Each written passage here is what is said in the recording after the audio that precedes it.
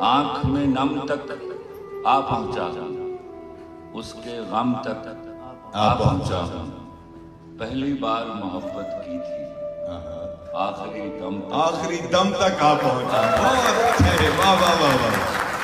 पहली बार मोहब्बत की थी, पहली बार वाह वाह वाह मोहब्बत की थी, आखिरी दम तक आ पहुंचा हूं। सुभान अल्लाह।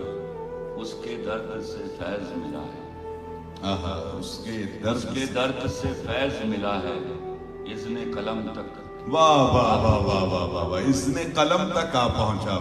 वाह। सांसों में संगीत नहीं अब, सांसों में संगीत नहीं अब, सुर से सम तक। वाह वाह वाह वाह वाह। जो लोग मौसीकी जानते हैं उनको अंदाजा होगा कि कितना मजबूत मिसर है कि सुर से सम तक आ पहुंचा हूं। हाथ बढ़ाकर छूने लगा, हाथ बढ़ाकर छूने लगा हूं, दस्ते अलम तक। वाह बहुत सर, बहुत। मुल्क के अदम में रहते हो ना, मुल्क के अदम में रहते हो ना, राह अदम तक। क्या कहने। अगले कदम पर तुमसे मिलूंगा, अगले कदम पर तुमसे मिलूंगा, अगले कदम तक आ पहुंचा। एक चेहरे से उतरती हैं नकाबें कितनी, लोग कितने हम एक शख्स में मिल जाते हैं। एक चेहरे से उतरती हैं नकाबें कितनी, लोग कितने हम एक शख्स में मिल जाते हैं। वक्त बदलेगा तो इस बार मैं पूछूंगा उसे, तुम बदलते हो तो क्यों लोग बदल जाते हैं। तुम्हारा आखिरी मैसेज मेरे इनबॉक्स में रखा है, उसमें तुमने लिखा है, मुझे अब भूल जाना तुम, जुदाई फांस भी हो तो सब्र से झूल जाना तुम। मुझे अपनी कसम दी है, मेरी तो जान ले ली है, मगर मैं जान देकर भी आखिर तक निभाऊंगा। मैं तुझको भूल जाऊंगा, मगर तुमसे फकत मेरी जरा सी ये गुजारिश है, मेरी आंखों में मत रहना, मेरे दिल से उतर जाना। भूल जाने में तुझे मैं याद कर लूं तो मुझे तुम याद न आना, कभी भी याद न आना। जाता था आने में, मैं इंतजार कर रहा था उसका। इतनी देर में मेरे पास आके गाड़ी खड़ी हुई। गाड़ी को उस वक्त देखना ही एक बहुत बड़ा मौजूदा होता था। शादबाग में ये शायद पहली गाड़ी थी जो मैंने देखी। ये कौन सा सन था? ये गालिबन 1975। अच्छा, ओके। तो मेरा एक क्लास फेलो और उसका बड़ा भाई दोनों गाड़ी में बैठे हुए थे। तो उसने कहा खिले दिन सैर कराइए। तो एक गरीब बच्चे को और क्या चाहिए था, फट से अंदर बैठ गया। तो वहां से मुझे लेकर सैर करने के बहाने उन्होंने नई गाड़ी खरीदी हुई थी। वो यहाँ गुलबर्ग में लिबर्टी मार्केट आ गए। यहाँ एक बर्गर शॉप पे उन्होंने गाड़ी खड़ी की और मैं भूख से मेरी आंतें कुलो अल्लाह पड़ रही थी। तो दे वर रिच पीपल।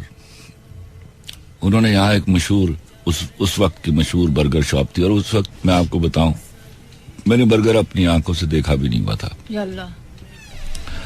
तो उन्होंने 2 बर्गर मंगवाए और मैं पिछली सीट पर बैठा हुआ था और उन्होंने खाने शुरू कर दिए। मैं बड़ा हैरान हुआ। कुछ देर बाद जो बड़ा भाई था मेरे क्लास फेलो का, उसको कुछ ख्याल आया और उसने अपने बर्गर से एक टुकड़ा तोड़ के मुझे कहता ला खिले खा ला।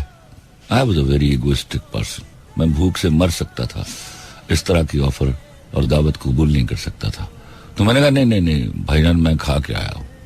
उसने एक दफा और कहा, फिर मैंने वही जवाब दिया और फिर उन्होंने खाना शुरू कर दिया। मैं सारा आज तक उस लम्हे को याद करता हूं।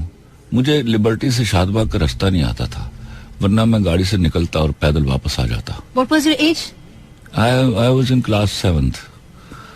तो उसके बाद मैं जब घर पहुंचा मैं रोया कि एक लम्हे के लिए। वो रोया ये नहीं था, मैं रोने को I don't want to see man weeping at all.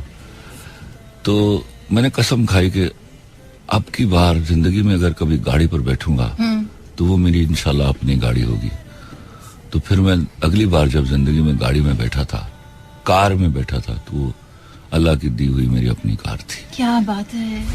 अच्छा, एक और चीज, अभी आजकल बहुत सारी चीजें टॉक ऑफ द टाउन बनी हुई हैं, जिसमें से ऑफ कोर्स एक आपका ड्रामा है, देन वी हैव सरमत की फिल्म ऑल्सो। मेरा एक सवाल है, वो ये कि आर्ट को कैद नहीं करना चाहिए। आपको लग रहा है कि हमारे मुल्क में आर्ट को कैद किया जा रहा है? कोई ऐसी लॉबी बन रही है जो आर्ट को कैद करना चाहती है, या यहाँ पे फ्रीडम ऑफ स्पीच है? देखिए, सरमत की फिल्म के हवाले से मुझे कॉन्सेप्ट का मालूम नहीं है, लेकिन मैं चाहता हूँ कि फ्रीडम ऑफ स्पीच होनी चाहिए। सरमत ने अगर इतनी मेहनत करके फिल्म बनाई है, उसको रोकना नहीं चाहिए किसी भी तरह। बूम मिल चुका है, फिनोमिनल सक्सेस मिल चुकी है, गली मोहल्ले कुचे कुचे बच्चे हर कोई आपको जानता है अब।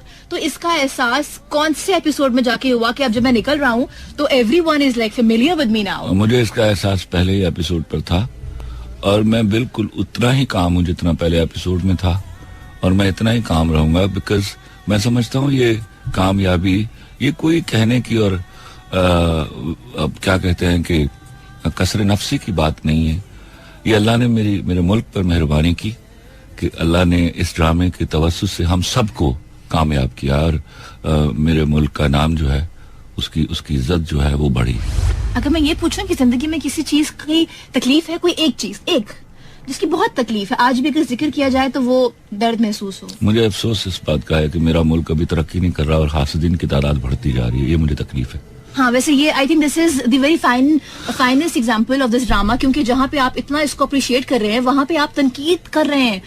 और हैरत की बात है कि मैंने इनके बहुत सारे इंटरव्यूज लिए, मैं बिल्कुल बायस नहीं हूँ ऑफ कोर्स, लेकिन मैं ये समझती हूँ कि आर्ट को हम कैद नहीं कर सकते। अगर एक कहानी में औरत को, आर्ट कभी कैद नहीं होता, करने से भी नहीं होता, पर लोग कोशिश कर रहे हैं। ये एक बड़ा ही फरसूदा जुमला है। आर्ट को आप कभी कैद नहीं कर सकते, और एक सेंसर लगाने से आर्ट कैद नहीं होता। ये मैंने हुमायूं का इंटरव्यू देखा था, एंड ही सेड कि 3 एंड्स हैं, लेकिन आपने कल के इंटरव्यू में कहा रहा था आपके साथ कि नहीं, ड्रामा का एक ही एंड था, 3 नहीं थे। तो ये क्या कॉन्फ्लिक्ट है कि ही सेड कि 3 एंड्स थे, आप कह रहे हैं कि नहीं, एक ही एंड? असल में क्या है कि हुमायूं ने इतना सीरियस रोल किया इस ड्रामे में कि वो थोड़ी कॉमेडी करना चाहता था। That's what I think, so that is what he did with you people. एक शेर है मेरा, आई थिंक वो सादिक आता है इसके ऊपर। मुझसे दामन न छुड़ा, मुझको बचा कर रख ले। मुझसे दामन न छुड़ा, मुझको बचा कर रख ले। मुझसे एक रोज तुझे प्यार भी हो सकता है।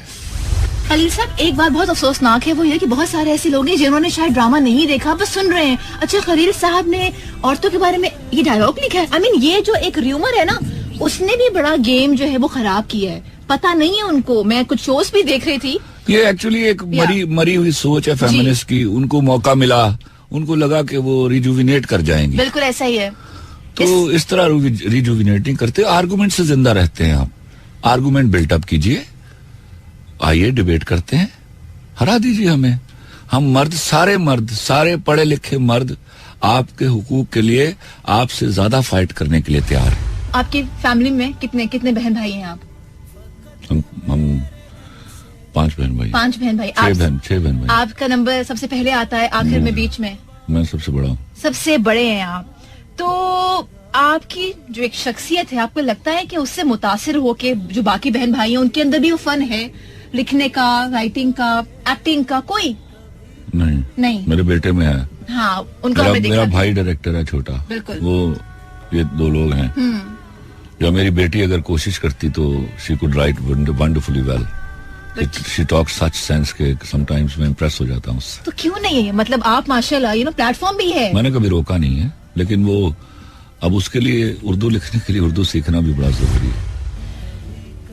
कभी जिंदगी में ऐसा मौका आया जब दोस्तों में और दुश्मनों में बड़ी साफ पहचान हुई हो कि अच्छा, जिसको मैं दोस्त समझ रहा था इतने सालों से, ये तो ऐसा हुआ है? कभी कोई ऐसा इंसिडेंट? ऐसे दसियों वाकयात है। मेरी जिंदगी इन मुहर्रकात से भरी हुई है।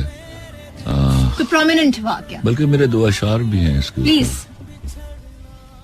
एक तो मेरा डायलॉग है कि बताइए, दुश्मन अगर पहचाना जाए तो रुतबे में दोस्त से बड़ा होता है। क्या बात है।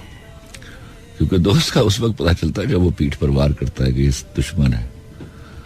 तो 2 अशार हैं। एक चेहरे से उतरती हैं नकाबें कितनी, लोग कितने हम एक शख्स में मिल जाते हैं। एक चेहरे से उतरती हैं नकाबें कितनी, लोग कितने हम एक शख्स में मिल जाते हैं।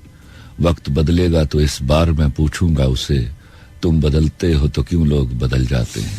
वंडरफुल। खलील साहब, आपकी राइटिंग आप बेहतर डायरेक्ट कर सकते